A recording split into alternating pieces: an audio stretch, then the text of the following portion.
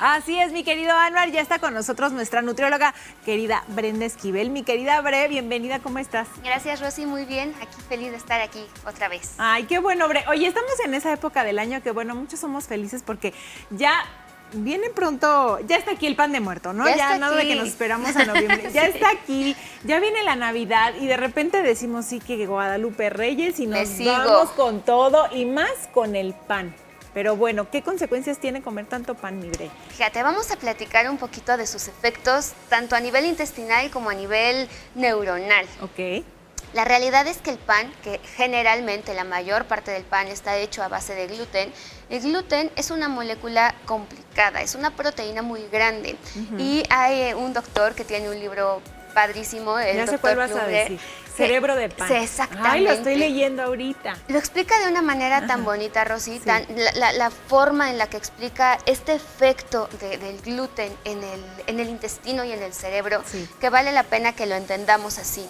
El gluten es una molécula, es una proteína grande. No solo causa los efectos intestinales que ya conocemos, ¿no? La inflamación, la molestia, el dolor, el estreñimiento, porque esa es una realidad.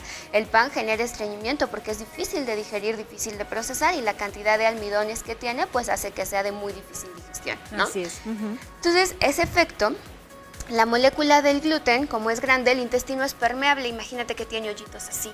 Entonces, esa molécula pasa completa por la membrana intestinal porque no se pudo digerir. Y entonces tiene receptores similares a los del cuerpo humano. Entonces llega el receptor y se pega. Y cuando el cuerpo se da cuenta que no era el receptor al que se tenía que pegar, ¿qué hace? Ataca, ataca, ataca, ataca, y eso que genera inflamación, claro, no solo intestinal, también celular y también cerebral, porque pasa directo a mi sistema nervioso central, ¿no? La verdad es que ese es un efecto padrísimo que justo, ahora sí que es como lo explica el doctor de Cerebro de Pan, porque llega directo los efectos a mi sistema nervioso. Y de hecho, él menciona como el gluten a largo plazo pudiera generar algunos efectos muy similares a los de la demencia senil, por ejemplo, ¿no? O sea, sin que sea como tal una demencia o una enfermedad ya crónica, ya complicada, pero el efecto que genera al inflamar de esa manera mis células, así es. Y fíjate que se ha encontrado que este mismo efecto que causa por la misma conexión, por el mismo efecto que tiene al atacar las células, pues genera un efecto a nivel del sistema inmunológico. Y entonces muchas enfermedades del sistema inmune, como pueden ser esclerosis, lupus, diabetes, o sea, se pueden expresar con el consumo excesivo del gluten, en este caso traducido pues a pan, que es nuestra principal manera de consumir, ¿no? Que también está en las pastas, ¿no? También está en las pastas, claro. Okay. Oye, Bre, pues es muy interesante este tema, sin duda, pero hay como que también de repente alguna polémica porque dicen, no, es que dejar de comer gluten nada más es una moda y también hace daño dejar de comerlo. ¿Tú qué nos dices en este tema? ¿Hay que ir con un médico primero antes de dar ese paso de dejar el gluten y el pan? Fíjate que al final el pan es un alimento que está cargado de azúcar, es un alimento que está cargado de grasas saturadas, entonces la realidad es que es más cultural.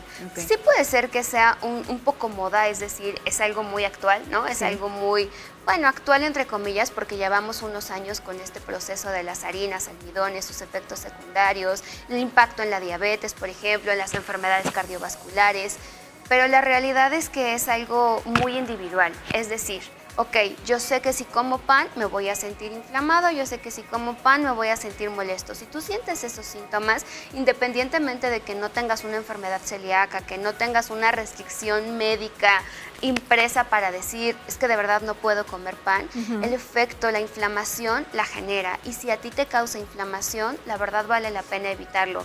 No es un alimento que no se pueda sustituir, la realidad es que hay muchos otros granos integrales, las legumbres, por ejemplo, que me pueden dar ese efecto de fibra insoluble en el cuerpo, que es como una de las pocas bondades que puede llegar a tener el pan. Yo sí creo que es un tema más cultural, un tema más pues estamos acostumbrados a desayunar el pan con el café, ¿no? O sea, es como más y es que en la mañana y también en la tardecita dices, ay, el cafecito y el panecito. La verdad es que aquí en México sí tenemos mucho la cultura del pan. El tema que dices de que puede hacer daño el dejar de consumir el pan es más bien el efecto que puedes llegar a tener al volverlo a consumir. Es como cuando dejas de tomar leche y el día que te quieres tomar un vaso de leche, pues te da la diarrea de la vida, ¿no? Porque tu intestino ya no lo puede procesar, ya no lo puede digerir. Claro. Entonces, ese sí puede ser un efecto, dejas el pan por un ratito y el día que lo comes, de verdad tu intestino ya no tiene la capacidad de digerirlo y procesarlo y entonces empiezas a generar muchísima inflamación y molestia. Pues es un tema muy interesante. Si tienen dudas en casa, querida Bre, ¿dónde te pueden contactar? Claro que sí, estoy en Instagram como NutriBrenda Esquivel y estoy en el consultorio en el 212-1535. Pues muchas gracias como siempre por un tema tan interesante. Pues yo sí soy de las que no puedo comer pan porque si me hace daño me inflamo, así que bueno, vamos a ver qué pasa aquí en este foro porque aquí todos comen pan bien tempranito. Bien. Por la mañana